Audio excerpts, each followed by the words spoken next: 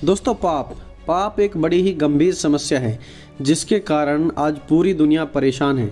दुनिया के किसी भी ग्रंथ को आप पढ़िए, किसी में भी पाप के बारे में इतना डिटेल से एक्सप्लेनेशन नहीं दी गई है जैसे कि पवित्र बाइबल में दी गई है। बाइबल का कहना है कि पाप की मजदूरी तो मौत है, for the wages of sin is death. जब एक मनुष्य 8 घंटे या फिर 12 घंटे काम करता है तो काम करने के बाद उसे उसकी मजदूरी मिलती है। ये मजदूरी उसे मुफ्त में नहीं मिलती, बल्कि वो मेहनत करता है, पसीने बहाता है, काम करता है, वो खुद इसे कमा रहा है घंटों काम करने के बाद। वैसे ही मनुष्य पाप करके मृत्यु को कमाता है, क्योंकि वो पाप करता है तो उसे पाप की मजदूरी मिलती है और वो मजदूरी है मौत। लिखा है, जो प्राणी पाप करेगा वही मरेगा।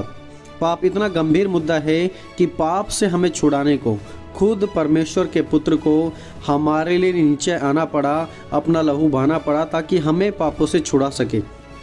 दोस्तों, आज की इस वीडियो में हम पाप से जुड़ी 5 ऐसी बातों को सीखेंगे जिन्हें हम लाइटली लेते हैं, लेकिन वास्तविकता में यही चीज़ें हमारी ज़िंदगी को ख़राब कर देती हैं। तो पूरा ज़रूर देखना। आइए हम शुरू करते हैं। दोस्तों, पहली बात जो मनुष्य पाप के बारे में सोचते हैं कि it's not a big deal, यह कोई गंभीर बात नहीं है। जब हम पाप करते हैं तो हमारा विवेक इस बात की गवाही देता है कि जो हमने किया है वो गलत है और ऐसा नहीं करना चाहिए था। पाप करने के बाद बुरा लगता है, गिल्ट महसूस होती है, अपने ऊपर शर्म भी आती है, लेकिन फिर हम अपने आप को कैसे इनकरेज करते हैं, यह कहकर कि अरे कोई बात नहीं, सब पाप करते हैं, मैंने कर दिया तो यह कौन सी बड़ी बात है। लेकिन रियलिटी तो यही है दोस्तों कि पाप तो पाप है, चाहे वो झूठ हो, चोरी करना हो, गाली देना, हत्या करना, व्यभिचार ही क्यों ना हो, सभी पापों की मजदूरी तो है मौत। सबका एक ही एंड है और वो एंड है मृत्यु। दोस्तों, यदि आप भी आज तक यही एटीट्यूड रखते आ रहे हैं कि पाप तो सब करते हैं, झूठ तो सब बोलते हैं, सब व्यभिचार करते हैं, तो मैंने बोल दिया, मैंने कर दिया तो क्या हुआ, ऐसे में कौन सी बड़ी बात हो गई, ऐसा एटीट्यूड आपको नाश की ओर लेकर जाएगा, कभी भी आपको परमेश्वर के नज़दीक नहीं लेकर आएगा, क्योंकि आप सिर्फ पाप को यही देखते हैं कि एक छोटी बात है, लेकिन परमेश्वर के लिए यह एक बड़ी बात है। चलिए मैं आपको एक एग्जाम्पल देता हूं कि एक पाप भी आखिरकार कितना खतरनाक है। आदम हव्वा ने कितने पाप किए थे? सिर्फ एक पाप, बहुत से नहीं पाप किए थे, उन्होंने सिर्फ एक पाप किया था। और उस एक पाप की पनिशमेंट क्या थी? अदन के बगीचे से उन्हें बाहर निकाल दिया गया था, परफेक्ट स्थान से। वो दुख में आ गए, परमेश्वर की उपस्थिति में रहते थे, अब परमेश्वर की उपस्थिति से दूर होकर दुख में आ गए हैं। वो उनमें मौत आ गई। कैसे? सिर्फ एक पाप से। इतना गंभीर है एक पाप, इसलिए मैं आपको भी कहता हूँ पाप को कभी भी लाइटली ना लें। आज जो भी चीज़ आपके जीवन में है उसे कभी भी लाइटली ना लें। नहीं कहें कि it's not a big deal, ये कोई गंभीर बात नहीं है, यह बहुत ही गंभीर बात है। आप अपने इस एटीट्यूड को आज ही बदल दीजिए। दोस्तों, दूसरी बात, no one will find about me and my sin. मेरे बारे में मैं क्या करता हूँ, कब करता हूँ, कैसे करता हूँ, इसके बारे में किसी को कुछ भी नहीं पता लगेगा। जब मनुष्य पाप करता है तो हालांकि उसका विवेक तो उसे बताता है कि तुम गलत कर रहे हो, लेकिन फिर भी वो पाप करता है सिर्फ यही सोचकर कि किसी को भी कुछ नहीं पता लगेगा।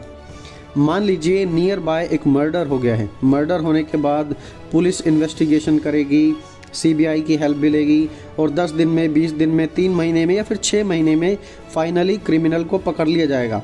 हमारे गलत काम गवर्नमेंट के द्वारा जब पकड़ लिए जाते हैं तो क्या परमेश्वर ऐसे पाप में कामों को नहीं पकड़ेगा, या परमेश्वर उनके बारे में जानकारी नहीं होगी परमेश्वर को? मत्ती 6 अध्याय में प्रभु यीशु सिखा रहे थे कि जब तू प्रार्थना करे तो अपनी कोठरी में जा और द्वार बंद करके अपने पिता से जो गुप्त में है प्रार्थना कर, और तब तेरा पिता जो गुप्त में देखता है तुझे प्रतिफल देगा। प्रभु यीशु का कहना था कि पिता गुप्त में देखता है।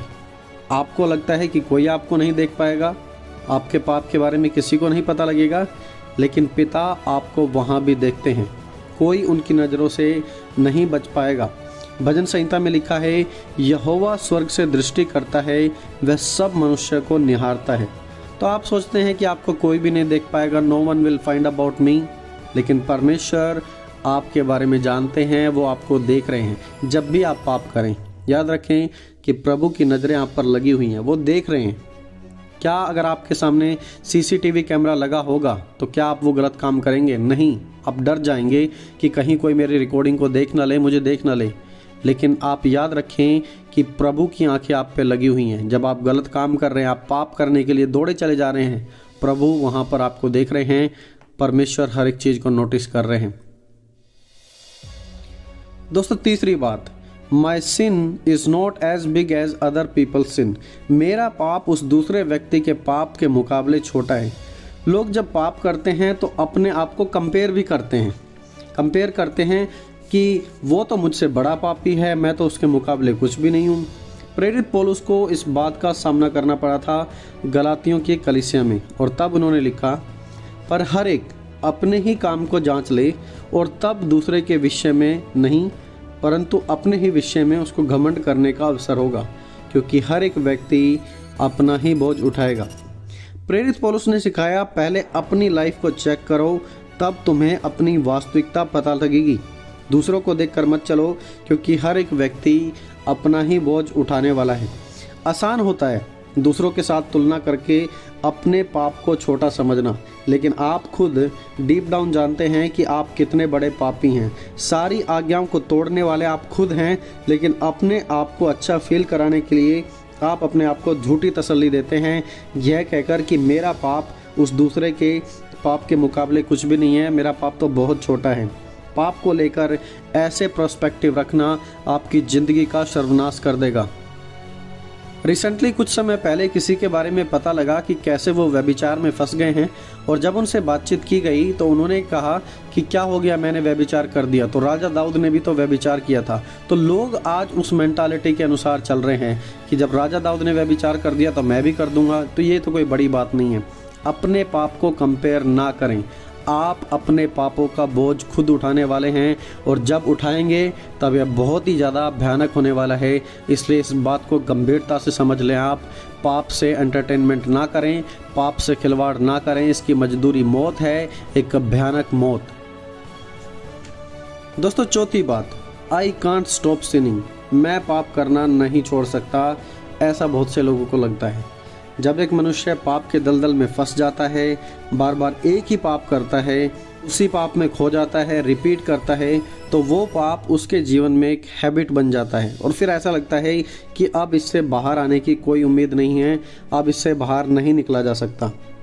मन के अंदर बहुत इच्छा होती है इससे बाहर निकलने की, लेकिन फिर भी बाहर नहीं निकला जाता। बार बार कोशिश की जाती है, लेकिन फिर भी गिर जाते हैं, हार जाते हैं। दोस्तों आप हार सकते हैं, लेकिन परमेश्वर की ओर होकर आप पाप से ज़रूर जयवंत हो सकते हैं। हमें लगता है कि अब परमेश्वर हमें बिल्कुल भी माफ़ नहीं करेंगे, यह सब शैतान के झूठ हैं। हर एक उस व्यक्ति के लिए प्रभु यीशु ने उद्धार का कार्य पूरा किया है, और यीशु ही आज इस समस्या से बाहर आने की कुंजी हैं। तो क्या आप यीशु की ओर आएंगे? यदि आप इन हालातों से होकर गुजर रहे हैं तो क्या आप यीशु के पास आएंगे, परमेश्वर से माफ़ी मांगेंगे और परमेश्वर के सामने गिड़गिड़ाकर एक नई शुरुआत की प्रार्थना करेंगे? दोस्तों पाप एक बड़ा ही गंभीर मुद्दा है, आप इसे लाइटली ना लें। आपको सिखाया जाएगा कि सब करते हैं तो तुमने कर दिया तो कोई बड़ी बात नहीं है। अरे उसने तो मुझसे बड़ा पाप कर दिया, मैंने कर दिया तो कौन सी बड़ी बात हो गई। आप कभी भी पाप को इस तरीके से ना समझें, ना लें, क्योंकि एक पाप की वजह से आदम और हवा को बाहर निकाल दिया गया था, उन्हें अदन के बगीचे से बाहर कर दिया गया था, मौत आ गई थी। एक पाप कारण बना था सारी चीज़ों के लिए, सारी समस्याओं के लिए। तो दोस्तों पाप से जुड़ी इन 4 मिथ्स को हमेशा याद रखना। पहली बात, it's not a big deal, यह कोई गंभीर बात नहीं है, यह बहुत ही गंभीर बात है वास्तविकता में। दूसरी बात, no one will find about my sin, किसी को मेरे बारे में पता नहीं लगेगा, मेरे पाप के बारे में। किसी को लगे या ना लगे, परमेश्वर तो आपके बारे में सब जानते हैं, और वो ही फाइनली आपका न्याय भी करने वाले हैं। तीसरी बात, my sin is not as big as other people sin, मेरा पाप दूसरे व्यक्ति के पाप के मुकाबले तो कुछ भी नहीं है। चौथी बात, आई कैनॉट स्टॉप सिनिंग, मैं पाप करना नहीं छोड़ सकता। आपके लिए संभव है, लेकिन प्रभु इसे संभव कर सकते हैं, प्रभु आपको बाहर निकाल सकते हैं।